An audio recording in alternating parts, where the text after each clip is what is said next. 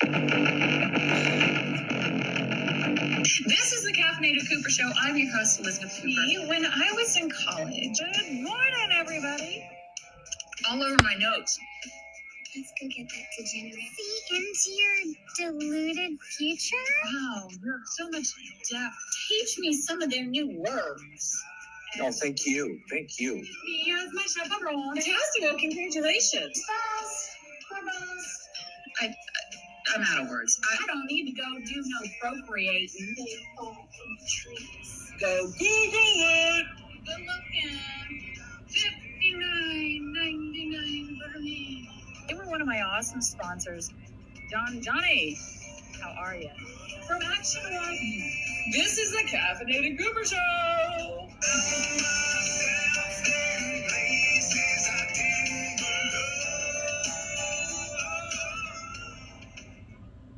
Yes, it is the Caffeinated Cooper Show. Welcome to 2020. It is going to be a great year. Last year, I have to say, was very eventful around here. And adding a whole new little baby into my house really made Christmas busy. But I'll tell you what, I am ready to go. I cannot wait to bring the first guest of 2020 to the Caffeinated Cooper Show. I have an awesome guest. He is a little bit like me, to be honest with you, but he's far more successful. Let me tell you something. So he has an entertainment company. He has a clothing line.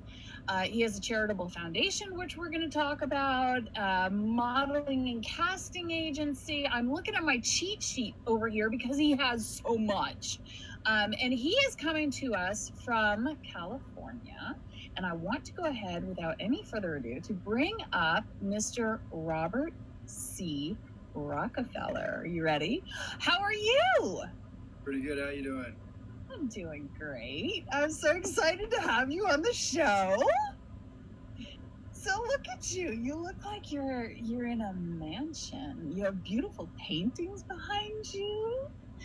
You're wearing a suit. Love it. Is that one of your suits? Yes, it is. Oh my gosh. So like I just told everybody watching, you really have your hands in so many different things. But before we get into all the different things that you are involved in, take me back a little bit, because you have a couple of things that piqued my interest. Number one, your name.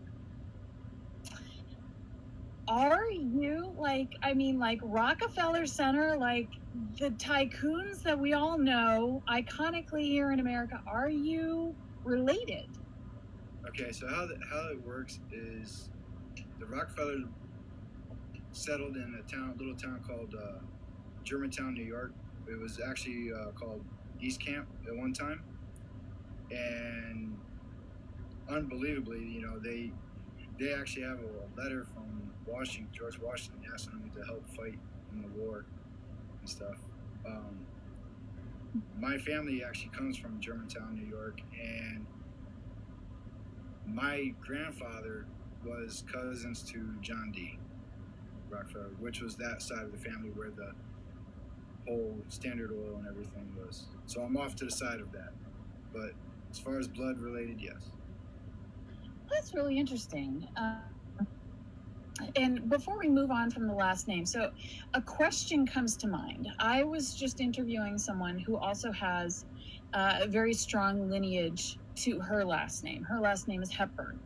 And there were certain things that she could do and certain things that she couldn't do because of keeping the name, quote unquote, clean. Yes.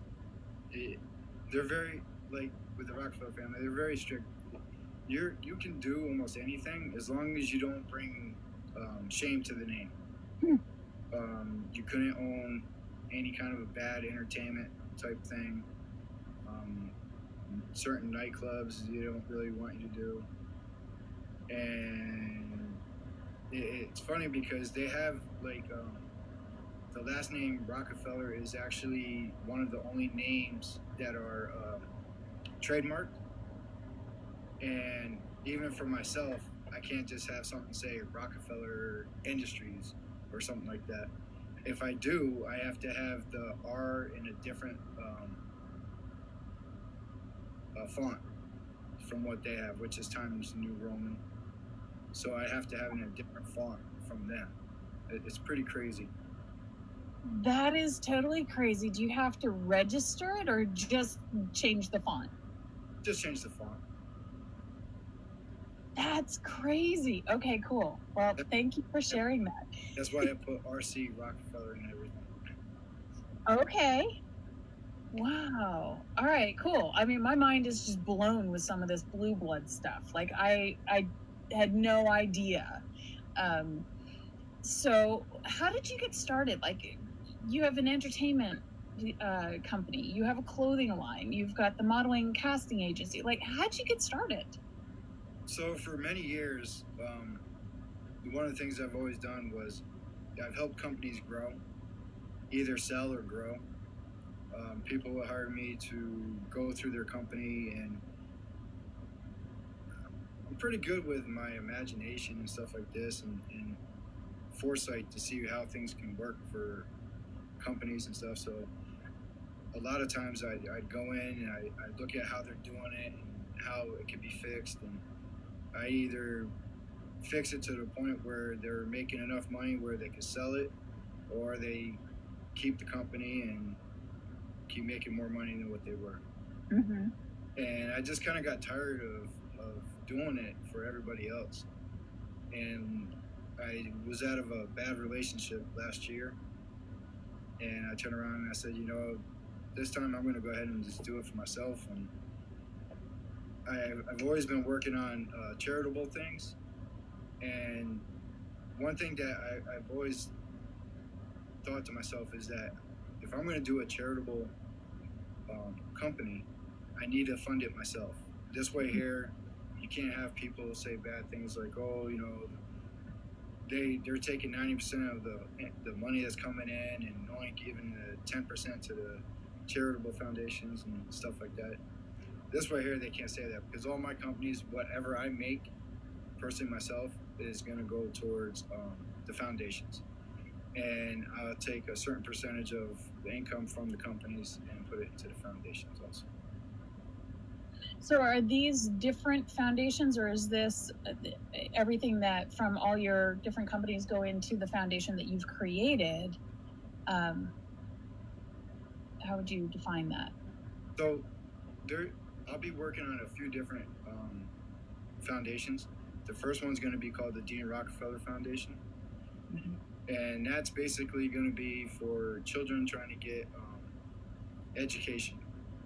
You know, there's a lot of times where a parent becomes ill, and it's hard for a parent because, you know, they have to go ahead and use the money that they saved up for the children to go to college and stuff like this to go ahead and take care of, you know, medications and treatments and everything like that. So it's not really fair to them and fair to the child. So one of the things that Dean Rockefeller Foundation will be doing is working with those families and doing as much as we can to go ahead and get the education, even if it's somebody in college or in high school or something, they need books or clothes and stuff like this, or if they're going into college, we'll get scholarships for them as much as we can and stuff like that.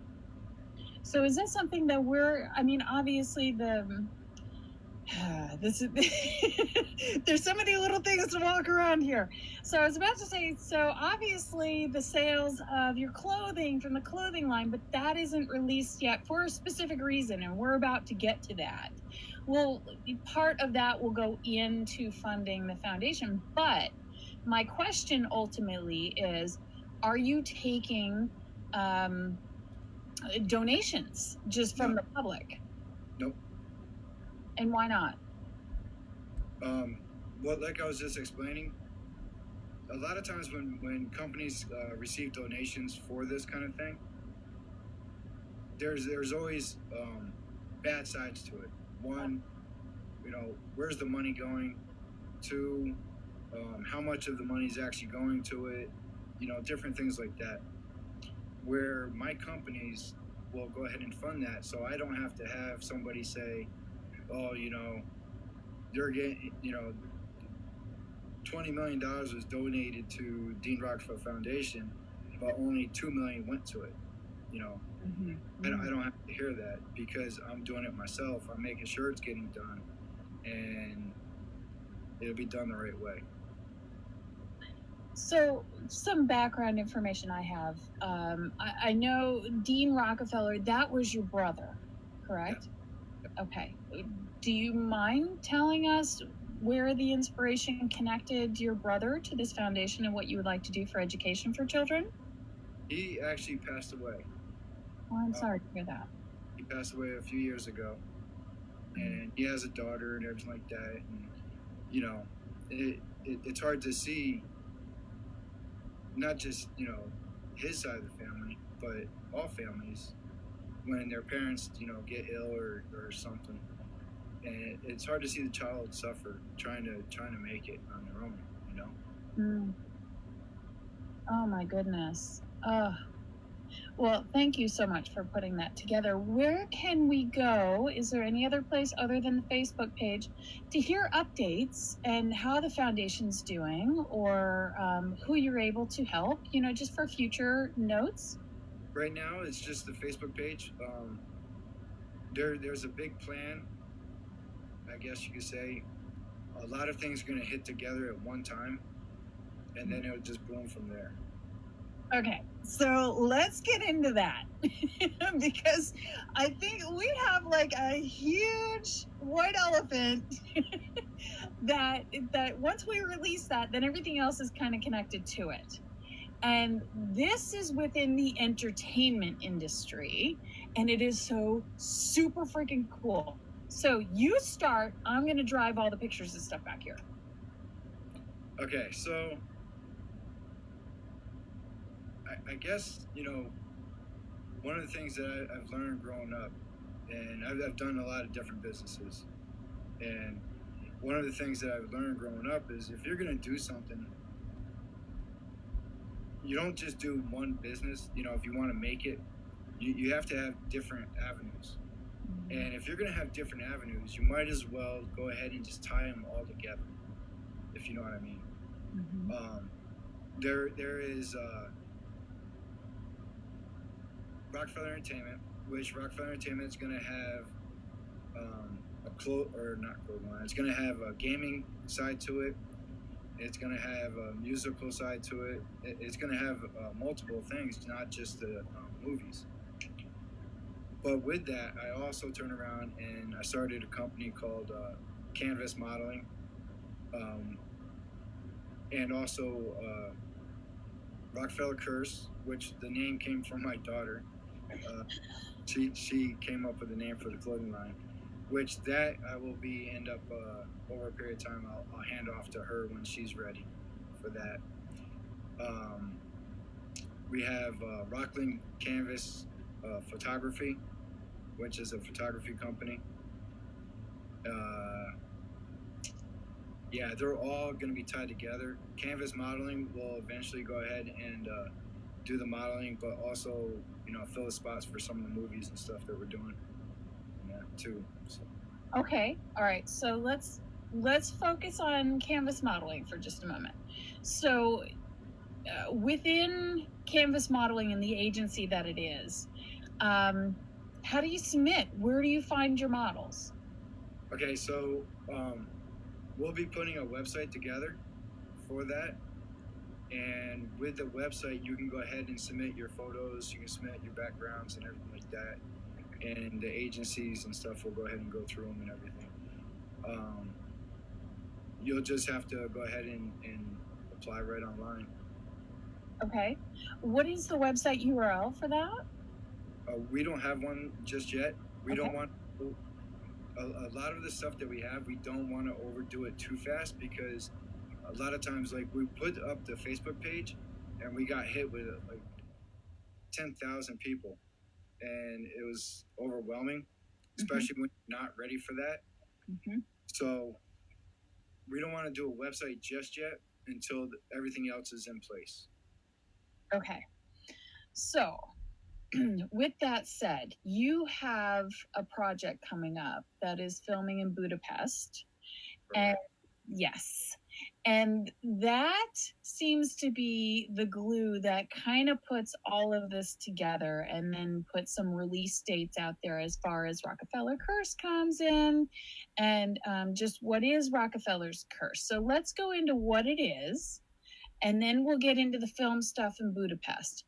Because I think once we talk about what's happening in Budapest, people will actually be able to put it together once they can see some of what you've done here.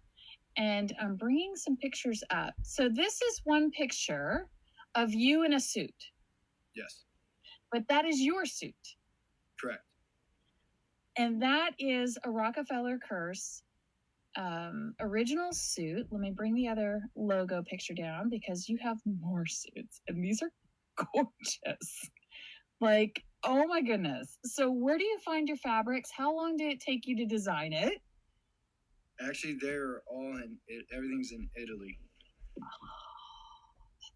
So there's a guy that in Italy that handles a lot of the fabrics and everything. He's going to be doing all the shirts. We have a couple different companies over there that's handling the suit jackets and stuff. We'll also be doing dresses, gowns, some lingerie. The lingerie, that'll be basically seasonal. Seasonal? Seasonal. 24/7. Nope. Because after a certain period of time, it's going to be limited to each season. It's going to have a new product.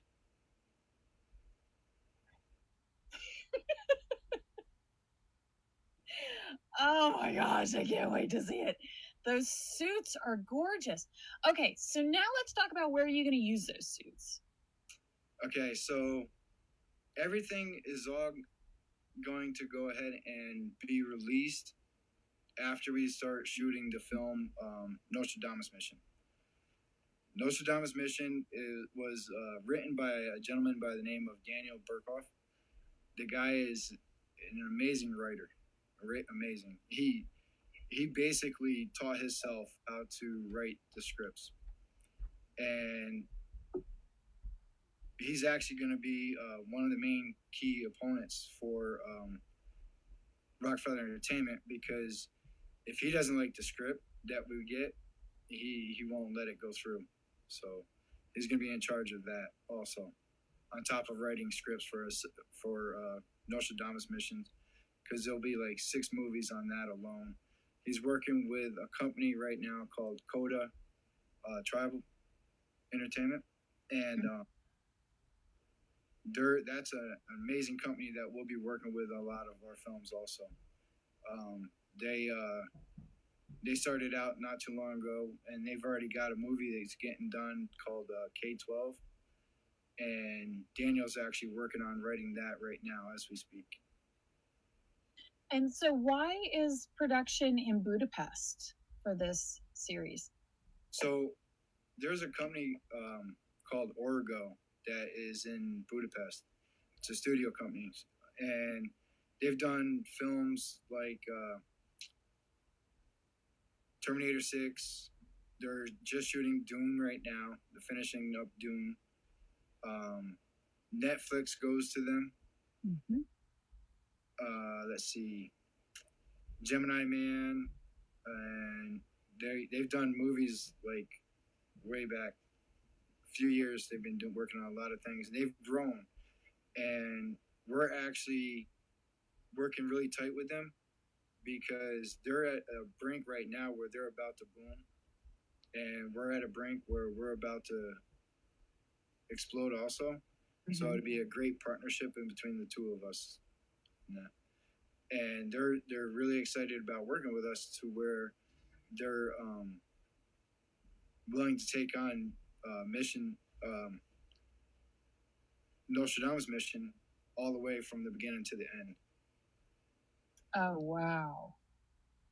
Now, that is something I'm absolutely fascinated by. And I don't know if it has anything to do with the area of the country that I grew up in or whatever, but especially my grandmother and my mother were always reading about, anything that came out about Nostradamus and his predictions. So how much of this is based off of his actual predictions that are in publication or true events, and how much of it is just for the story, just made up? Actually, quite a bit of it is based on his predictions and the stuff that he's written on. And what it is it'll start out in the beginning of when he was alive, and certain things were passed on to generations of for his ancestors, or for his descendants and stuff. So there's a little bit of fiction, and a lot of reality. That sounds really interesting, like truly. So what is the date at the moment for the first film to actually be out there in theaters? We're looking at the end of 2020, hopefully. Really? I mean, that's really soon. Yep. So you must be going from the end of 2020 to mid 21. Okay, so I guess filming is starting in the next couple of months? Yes, hopefully. Wow. There- So there's when do you head to Budapest? I'm hoping, I'm actually supposed to be there right now, but we have a lot of things that we're working on. So I have Daniel Burkoff. He's actually living there right now. He moved there to handle this with him and his wife. Coda Tribe's going to be going there for their film, which I think they're going to be shooting with Orgo also. So there's a lot of things going on between investors and Orgo, so I'm kind of stuck here in the middle for right now. Oh, wow. Wow. Well, I wish you all the best of luck in that. I mean, that is a ton of work, but that sounds so flippin' fun. So It is, and one thing that I try to tell a lot of people, it's all about teamwork. Oh yeah. And with Rick Baker and Daniel Fernandez. Daniel Fernandez will be the CEO of entertainment of RC Rockefeller Entertainment. He knows the movie business like there's no tomorrow. He's been in you can look on his IMDb Pro. He's all over the place, and he's so smart. And he's doing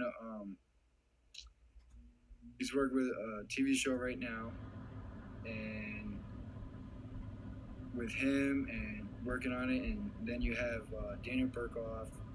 Richard Baker will be doing the gaming side of the company. Mm-hmm. So it's huge. And then we have Canvas Modeling, Mm-hmm. and the young lady that's working with that is phenomenal too. She's very smart and she's outgoing. So. And when you say the gaming side of the company, what exactly do you mean there? What genre of games? All kinds. Video games for all systems. We were talking about making a system, but I think it'd be more profitable to go ahead and just make it for all the systems. Yeah. We are talking about doing a VR that I can't talk about. Okay. All right. Well, we'll go on to something else. So, I'll say the VR will be something that everybody's going to love, no matter what age you're at. Very cool. That's something I haven't gotten into. I actually kind of poked fun at the goggles, the virtual reality goggles, last Christmas season. I don't know. But I've heard that it's amazing. And then there's like a virtual reality entertainment center kind of thing around here where you put the virtual reality goggles on and it's either Spider-Man or it's this, that, the other, and you look down, it's lava, you're climbing mountains and stuff, but you're really going absolutely nowhere. But yeah, I've heard it's really cool, but haven't tried it yet. So that's super cool. I will be watching for that. Maybe it'll be one of the first virtual reality experiences I try. But in my digging about you and trying to see everything that you're involved in, you have an equestrian villa and spa plans all mapped out. Where does that fit in? It's up here on the screen right now. These are all sample pictures of what is to be and to come. So tell us a little bit about that. Okay, so I grew up around horses, and I love horses. I've always loved horses. My daughter, she loves horses. And, you know, one of the things I've just been fascinated with how they look, how they run, how it feels to ride them. Mhm. And at the same time, you know, you got to have some luxury in there and stuff like that. So I figured might as well put, you know, the two together. And actually, it's funny because Rick Baker's wife, she grew up around horses and everything like that as well. And she's going to go ahead and take care of that part of the company and oversee a lot of that stuff too. She's amazing. She has horses now, and she's amazing with them. So, but we'll have a spa, we'll have fine dining. It'll be a hotel, so you can actually come there and one of two things. You can go there and just be around horses, because we'll have shows, we'll have training, we'll have we'll teach you how to ride a horse if you have never ridden a horse, and we'll have some pretty fancy horses that we're actually already plan on getting, so we can have horse shows and stuff like this there. We're also going to have a veterinarian system where there'll be a veterinarian on site, but they'll be able to have students come and be a part of that and be, you know, get their time in training and stuff like that there. So that'll be interesting alone. There'll be a spa for the horses as also, That's awesome. where, you know, they can get the water spas and stuff like that, groomed, taken care of, cleaned up, whatever's needed, whatever they feel they want to get the horse done to. So, And what locations are proposed for this? okay, so we have a few, and some of them is in Europe, but my first one that I really want to do, I know that Burbank, California has equestrian centers already. So, but I want to make one that's fairly close to Burbank, because you have your studios there. You have a lot to do. So when somebody comes, they can actually drive or take an Uber to the, you know, closest activities and stuff like that. They're not just stuck someplace. Where some of the equestrians that you go to, you know, it's miles away from everything. So how much space would you need for this property? It depends. Right now, we're looking at quite a bit of space, actually, and that's going to be one of the downfalls for where we can put it. Mm-hmm. Now, because you'll have rings, you'll have free space from the run, places for people to go ahead and ride and stuff, and training, rings, and all kinds of stuff. So one of the things that I've seen here in Georgia is we definitely have urban sprawl, and as we sprawl out, suburbs are invading the very, very rural sections, and then some of those people who are original here, they've either passed away, this, that, and the other. So there are a lot of animals that get left behind. Would you consider a rehab facility within this facility for animals that possibly people just can't take care of? You know, things always happen in life, and horses are very expensive. Yeah, we've already talked about a lot of doing a lot of that stuff. There, like I said, we're gonna have veterinarians on site, and we'll have a boarding system also. I feel that we'll be able to place horses, find homes for some if needed and stuff like that. we won't ask any questions. You know, if you just can't take care of your horse, you can drop him off and we'll get it taken care of for you. Oh, that's awesome. I cannot wait to see it. I mean, that is a huge project. So I'm sure that is a couple of years into the future. Yeah, it's going to be very big. One of the things that we have to do first is go ahead and get these other things taken care of first. This is kind of a personal thing for me because it's something that I've loved my whole life. So. Oh my goodness. So, okay, we've gone over just about everything that you have here on the board. But let's talk to the people that are sitting there watching going, oh, wow, what is this guy going to do next? So tell me a little bit about your thought process of how you've set up your wants here, because you are truly going after what is in your soul to do on this earth, in my opinion, with everything that you have mapped out. What could you encourage? What could you say to encourage someone who's kind of on the fence? And were you ever on the fence with doing any of this? Yeah, I've been on the fence quite a few times. A couple bad relationships have, brought me down to the bottom and stuff like that. I'm here to tell you, if you can think it, you can do it. There's nothing that anybody can't do. And I say it with, how can I say this? All of my heart, that if you really think that you can't do something, you really can. It doesn't matter if you have no money. It doesn't matter if you don't have education. It doesn't matter if you weren't brought up a certain way, because you can still do it. You can still. When I was a kid, somebody told me something about education. I was like, my mom, she told me, before she passed away, I was 16 when she passed away. And she told me, she said, I want you to learn everything that you can in life. And I held that promise to her. I still try to learn everything every day. I learned something new. And I was trying to go to school for everything. And this gentleman that I knew, older school teacher, he says, why are you beating yourself up trying to take all these courses and do all this stuff? And I said, well, you got to learn everything to go ahead and do everything.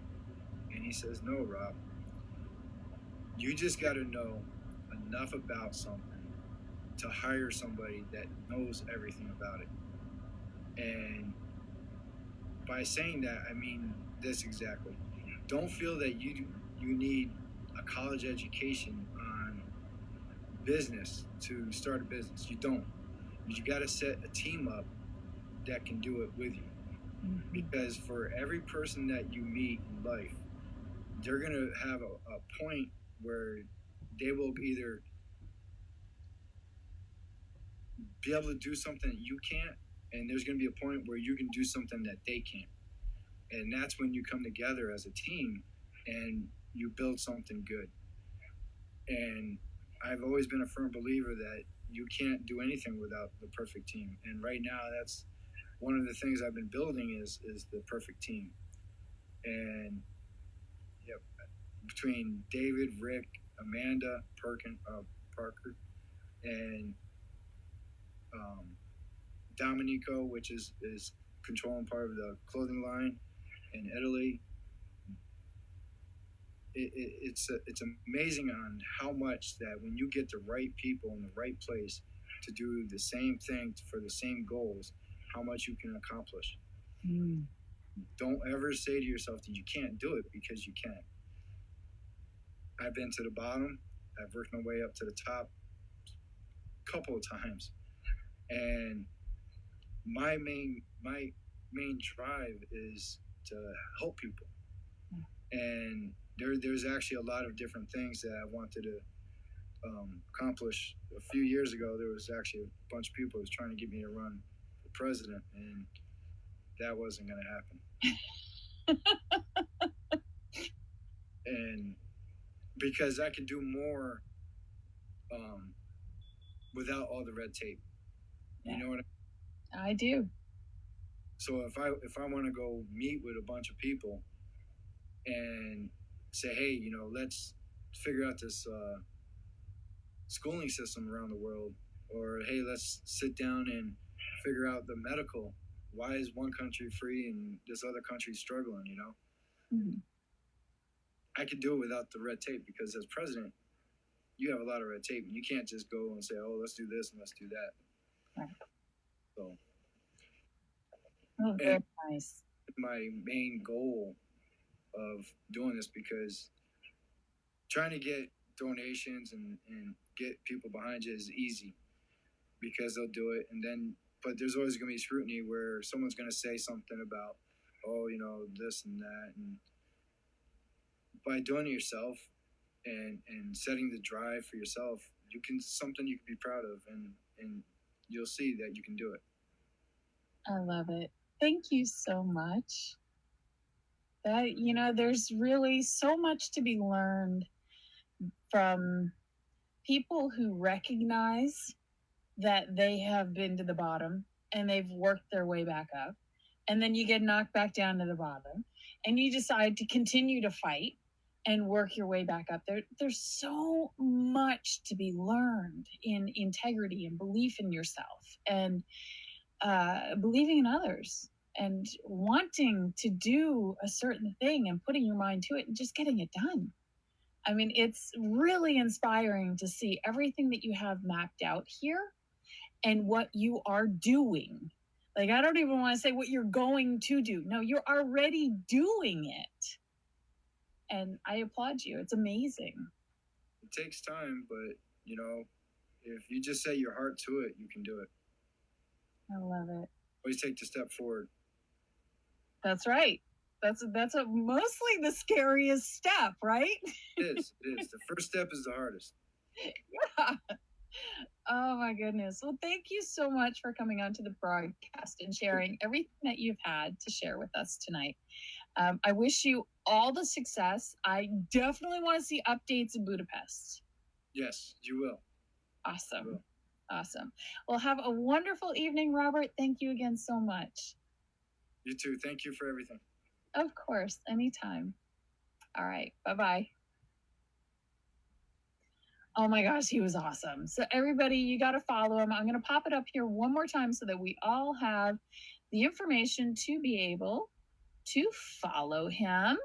I spoke to him in the green room and he said that he is very much like me. He is on Facebook more than any other social media app. So he is Robert C. Rockefeller. That is his name on Facebook. And then go and like RC Rockefeller Entertainment. It's scrolling across the bottom.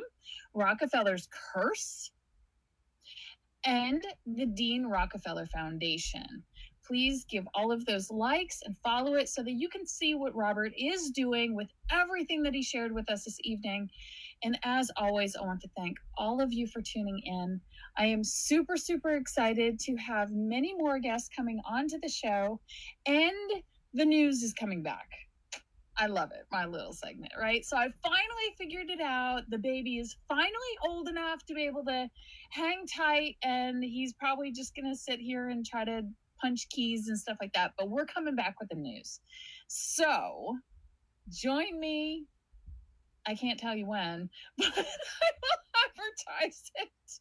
And it's so good to be back, guys. As always, we are blessed. You are blessed. And I love you. Good night.